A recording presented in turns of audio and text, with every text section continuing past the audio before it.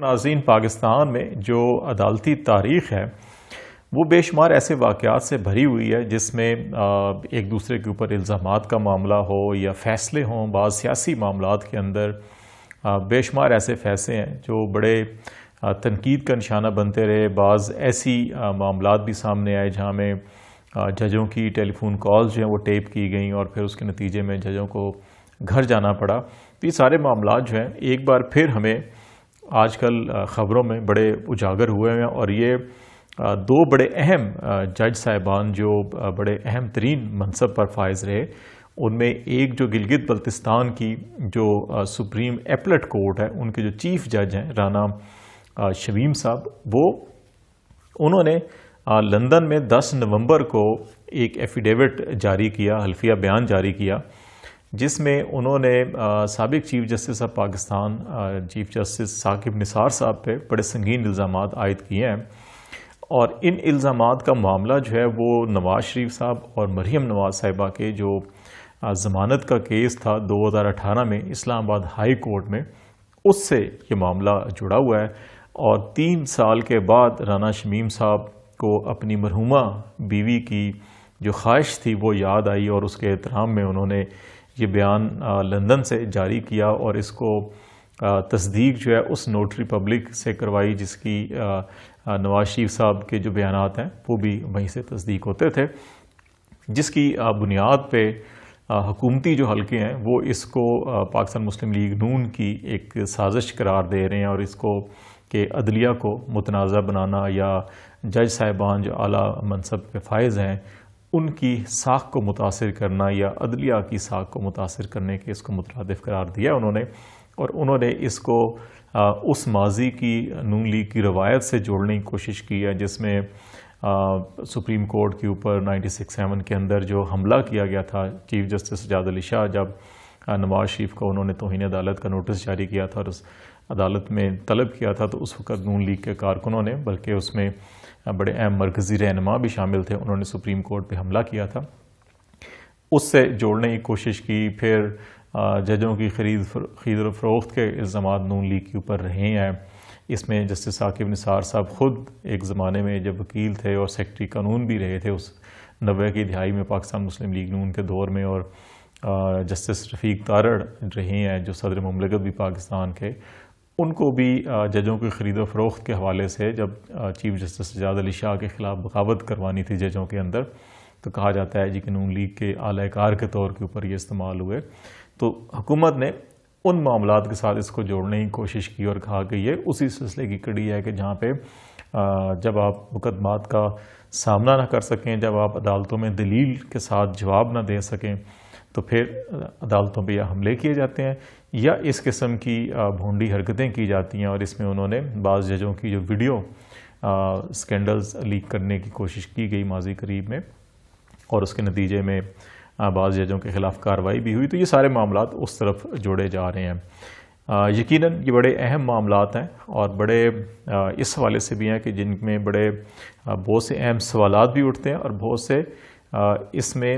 جوابات بھی پنہاں ہیں۔ تو آج ہم کوشش کریں گے کہ اس تناظر میں اس معاملے کو دیکھیں کہ یہ معاملہ سارا ہے کیا۔ اسلام آباد ہائی کورٹ نے اس کا نوٹس لے لیا ہے، اس کو توہین عدالت کے زمرے میں لیا گیا ہے اس بیان کو، اور اس بیان کے ساتھ ساتھ جو خبر چھپی اس کو بھی نوٹس کیا گیا۔ تو اب یہ دیکھنا ہوگا کہ انہوں نے اٹارنی جنرل کو بھی، تمام فریقین کو بھی، اور رانا شمیم صاحب جو سابق چیف جج ہیں گلگت بلتستان کے، ان کو بھی نوٹس کیا ہے کہ وہ بھی عدالت میں کل پیش ہوں۔ تو اب اطلاعات تو یہ ہیں کہ رانا شمیم صاحب جو لندن میں تھے وہ شاید پاکستان آئے ہوئے ہیں، کسی عزیز کی یہاں کی فوتگی ہوئی ہے، وہ آئے ہوئے ہیں تو پاکستان میں ہی ہیں، لیکن یہ دیکھنا ہوگا کہ عدالت کی سماعت ہوتی ہے تو معاملات جو ہیں وہ کس طرف جاتے ہیں۔ لیکن سب سے اہم بات یہ ہے کہ ان کے ایفیڈیوٹ میں یہ کہا گیا ہے کہ 2018 جولائی میں چیف جسٹس ثاقب نثار صاحب اپنی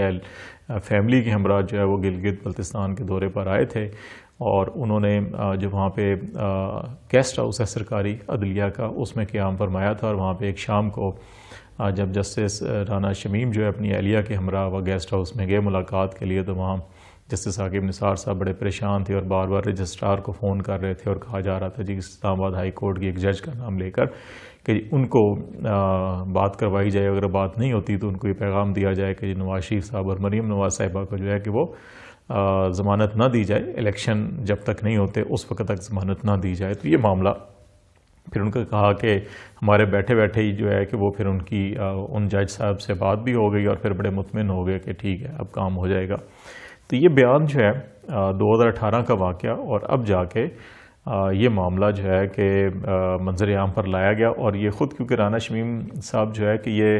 نہیں ہے کہ یہ 2018 کے بعد بھی اس منصب پر رہے ہیں۔ رانا محمد شمیم صاحب جو ہیں کہ یہ 2015 اگست سے لے کر اگست 2018 تک جو ہے کہ یہ چیف جج تھے، تو ان کے پاس بڑا وقت تھا، یہ اس کے فوری بعد جو ہے کہ کسی وقت بھی یہ بات کر سکتے تھے، اس کے بعد بھی کر سکتے تھے، الیکشن کے بعد بھی۔ لیکن 3 سال گزرنے کے بعد اب ان کا یہ کہنا جی کہ میری مرحومہ بیوی کی خواہش تھی کہ اس کو بات کو پبلک کیا جانا چاہیے، تو اب میں اس لیے اس کو پبلک کر رہا ہوں، تو بڑا ایک عجیب سی بات لگتی ہے۔ دوسرا معاملہ یہ کہ اس میں ثاقب نثار صاحب نے بھی اس بیان کی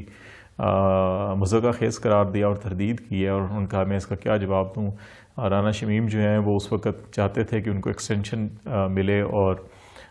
مزید جو ہے کہ وہ اس منصب کے اوپر فائز رہے، لیکن انہوں نے اس میں کوئی کردار ادا نہیں کیا، تو شاید اس کا ان کو کوئی غصہ ہوگا تو انہوں نے یہ بات کی ہے۔ لیکن یہ محض صرف اس بات کا غصہ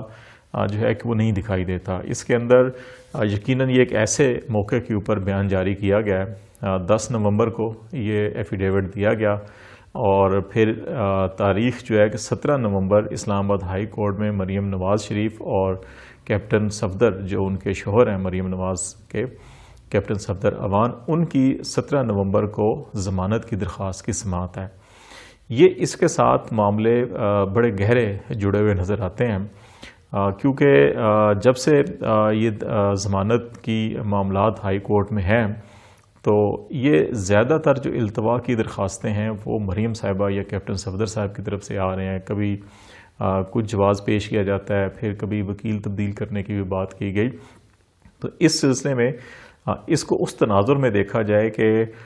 یقیناً جب انسان کا کسی بھی فرد کا، فریق کا یا ادارے کا کیس مضبوط نہ ہو، کمزور ہو، تو وہ کوشش کرتا ہے کہ وہ زیادہ سے زیادہ التوا میں معاملات کو لے کر جائے، اور پھر اس کو بہت سے پولیٹیکل فیکٹرز یا اور دیگر چیزوں کے ساتھ جوڑے تاکہ کوئی نہ کوئی بینیفٹ لینے کی کوشش کرے۔ تو میرا خیال ہے کہ یہ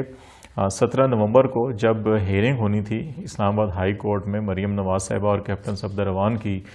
ضمانت کے حوالے سے، تو اس کو یہ لنک کیا گیا اس بیان کے ساتھ۔ 10 نومبر کو بیان تیار کیا گیا، پھر انتظار کیا گیا 5 دن، اور پھر یہ 15 نومبر کو اس کو پبلک کیا جا رہا ہے، عین اس وقت جب ضمانت کی سماعت ہونی ہے 2 دن بعد۔ تو اس لیے یہ میرا خیال ہے اسی سلسلے کی کڑی ہے جو اس سے پہلے ایک جج کے بارے میں ویڈیو سامنے لائی گئی، اور اس ویڈیو کے کردار بھی نون لیگ کے اپنے لوگ تھے۔ بدقسمتی سے ماضی میں یہ عدلیہ میں، پولیس میں، سرکاری اداروں میں سیاسی بھرتیوں کا رواج بہت زیادہ رہا تھا، اپنے کارکنوں کو بھرتی کیا گیا۔ یہ سندھ میں بھی اور پنجاب میں بھی بہت زیادہ یہ کلچر رہا ہے، اور ابھی بھی یہ کلچر ہمارے معاشرے کے اندر موجود ہے، ختم نہیں ہوا ہے۔ اس کلچر کی وجہ سے ادارے جو ہیں، ریاستی ادارے جو ہیں، سرکاری ادارے، حکومتی ادارے جو ہیں کہ وہ سیاسی ادارے بن کر رہ گئے تھے، اور وہ کسی ایک خاندان کے یا سیاستدانوں کے مقاصد اور مفادات کو سرو کرتے تھے، ریدر دین کہ وہ قانون اور آئین کے تابع کام کرنا ہو انہوں نے، یا قانون کے مطابق جو ہے کہ وہ عوام کی خدمت کی بجائے وہ صرف خواص کی خدمت کے اوپر مامور تھے۔ اسی کا نتیجہ ہے کہ کبھی ہمیں جسٹس قیوم جیسے کیس سامنے آتے ہیں کہ جب وہ سیف الرحمان سے براہ راست احکامات لے کے ٹیلی فون کے اوپر اور بے نظیر عزاداری کے خلاف جو ہے کہ فیصلے کیے جاتے تھے۔ پھر رفیق تارڑ مرحوم اور جسٹس ثاقب نثار کے حوالے سے بھی جیسے پہلے میں نے کہا بہت سی باتیں کی جاتی ہیں کہ ججوں کو خرید و فروخت، جسٹس سجاد علی شاہ کے خلاف بغاوت کروانا، اور پھر سپریم کورٹ کے اوپر حملہ کرنا، یہ سارے کے سارے معاملات جو ہیں میرا خیال ہے کہ اگر نون لیگ کو ثاقب نثار صاحب کے اوپر جو سب سے زیادہ بڑا مسئلہ ہے کہ وہ ان کو اپنا بندہ سمجھتے تھے، لیکن جب یہ چیف جسٹس بنے تو انہوں نے پاناما کیس اور سارے معاملے کے اندر ان کو جو مطلوبہ فیور چاہتی تھی نون لیگ وہ نہیں کی تھی، اور وہی غصہ سارا کا سارا ان کو ثاقب نثار صاحب کے اوپر یہی ہے جس کی وجہ سے ان کو ہمیشہ تنقید کا نشانہ بنایا جاتا ہے۔ کیا ہی بہتر ہوتا کہ نون لیگ جو ہے کہ وہ سپریم کورٹ حملہ کیس اور اس وقت جو جسٹس سجاد علی شاہ کے خلاف بغاوت ہوئی اس کے اندر جو ثاقب نثار صاحب نے جو کردار ادا کیا تھا اگر اس کا بھی تذکرہ کریں اور وہ بھی ایک لیبل لگائیں ان کو کہ یہ اپنی عدلیہ کے اندر یہ کام بھی کرتے رہے ہیں تو لیکن شاید وہ اس کا نام نہیں لیں گے کیونکہ وہ ان کے کہنے پر کیا گیا تھا اور اس کے ریوارڈ کے طور کے اوپر پھر ان کو بعد میں جج بھی لگایا گیا تھا. تو یہ معاملات ابھی ہائی کورٹ نے نوٹس لیا ہے. میرا خیال ہے کہ اس کی تہہ تک جانا چاہیے ہائی کورٹ کو, اور اس میں اگر رانا شمیم صاحب نے جھوٹا حلفیہ بیان دیا ہے تو ان کو ایسا فکس کریں کہ دوبارہ کوئی بھی کسی کا اعلی کار بن کر اس قسم کی بات نہ کرے اور اداروں کے اوپر سنگین الزامات نہ عائد کرے. اور اگر ڈیجیٹل ڈیٹا, موبائل ڈیٹا, بہت ساری چیزیں جو ہیں وہ ثابت ہو سکتی ہیں جن تاریخوں کا جولائی 2018 کا ذکر کر رہے ہیں, اگر وہ اپنے موبائل سے فون کر رہے تھے رجسٹرار کو اور اگر وہ ڈیٹا میچ کر رہا ہے تو پھر جسٹس ثاقب نثار صاحب سے بھی پوچھا جانا چاہیے کہ یہ آپ کی رجسٹرار سے یا ان جج صاحب سے جن کا نام لے رہے ہیں رانا شمیم کے, جی ان سے ان کی بات ہوئی تھی, تو اگر وہ ان کے ٹیلی فون آپس میں جو ہے ڈیٹا میچ کر رہا ہے کہ ان سے بات بھی ہوئی تھی تو پھر ان کو وضاحت دینی چاہیے کہ وہ بات کس نوعیت کی تھی اور کیا تھی. اور تیسری بات جو ہے کہ وہ یہ بھی ہمیں ذہن میں رکھنی چاہیے کہ سپریم کورٹ پاکستان کا چیف جسٹس اپنے دائیں بائیں سپریم کورٹ میں جو جج صاحبان ہوتے ہیں جو ایک ہی بینچ میں بیٹھے ہوتے ہیں ان کے اوپر بھی قانوناً اور آئیناً اثر و رسوخ استعمال نہیں کر سکتا کہ وہ فیصلے میں کوئی رد و بدل کروا لے. ہم نے دیکھا ہے کہ متعدد بار آئے روز جو ہے کہ عدالتوں میں فیصلے جاری ہوتے ہیں جس میں اختلافی نوٹ لکھے جا رہے ہوتے ہیں. تو یہ کیسے توقع کی جا سکتی ہے کہ چیف جسٹس پاکستان اسلام آباد ہائی کورٹ کی کسی جج کو کہے جی کہ تم فیصلہ یہ کر دو یا وہ کر دو. تو اس میں بھی کافی مضحکہ خیز بات نظر آتی ہے. لیکن اس کے باوجود میرا خیال ہے کہ عدالتی اور ریاستی اداروں کی ساکھ کو